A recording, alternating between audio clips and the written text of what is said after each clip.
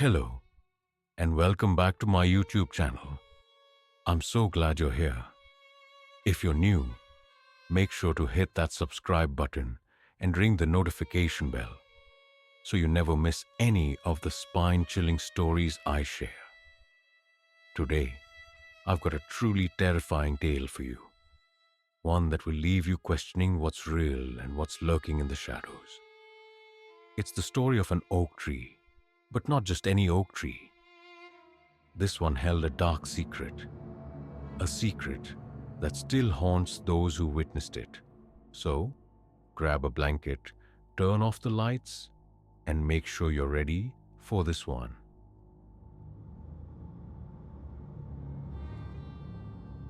The oak tree stood like a sentinel in my grandmother's backyard, its gnarled branches twisting toward the sky like skeletal fingers.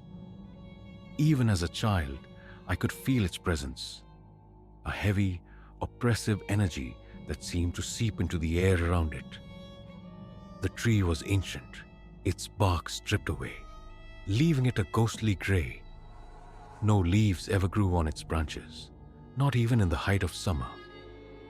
It was as if the tree itself had died long ago, but something kept it standing, something unnatural.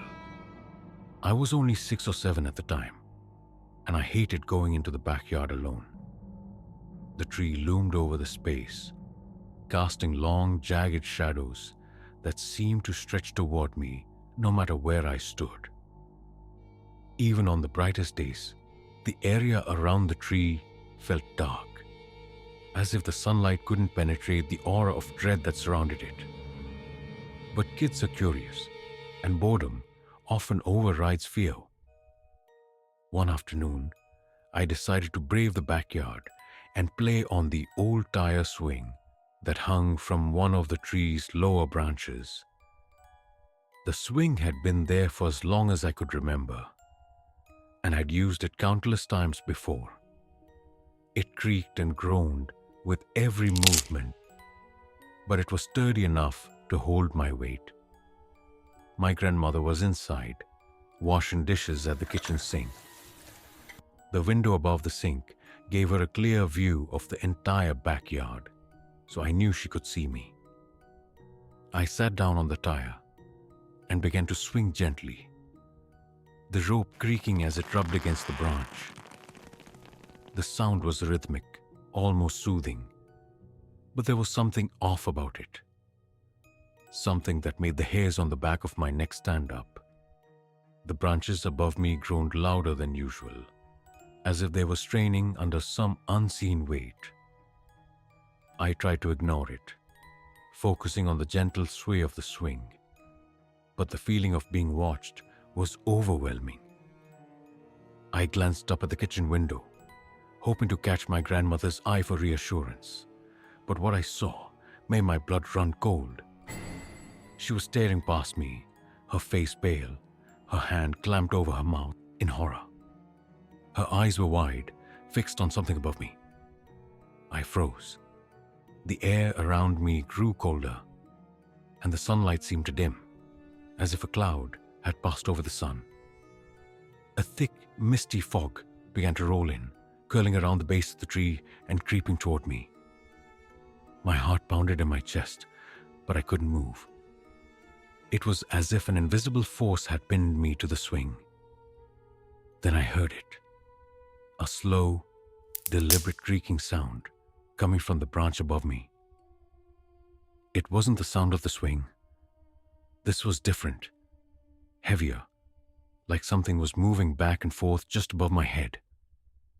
I hadn't moved the swing in what felt like minutes, but the creaking grew louder, more insistent. I wanted to scream, to run, but my body refused to obey. My breath came in shallow gasps, and tears welled up in my eyes. I could feel something, someone, hovering above me, their presence so palpable, it was as if I could feel their breath on the back of my neck. Suddenly, my grandmother burst out of the house, her face still etched with terror. She grabbed me by the arm and yanked me off the swing, shielding me with her body. as she hurried me back toward the house. I tried to look back to see what had been on the tree, but she held me firmly, refusing to let me turn around. Once we were inside, she locked the door and pulled the curtains shut. She didn't say a word, but her hands were trembling. I could see the fear in her eyes, and it scared me more than anything I'd felt outside. A few months later, my grandmother moved out of that house. She had the tree cut down before she left, and she never let me visit again until she was settled in her new home. It wasn't until years later, when I was old enough to understand, that I finally asked her what had happened that day. She hesitated, her face pale at the memory. "There was a woman," she said finally, her voice barely above a whisper.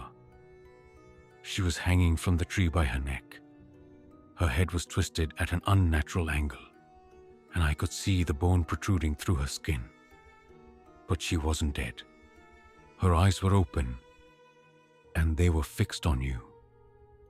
She was struggling, trying to reach you.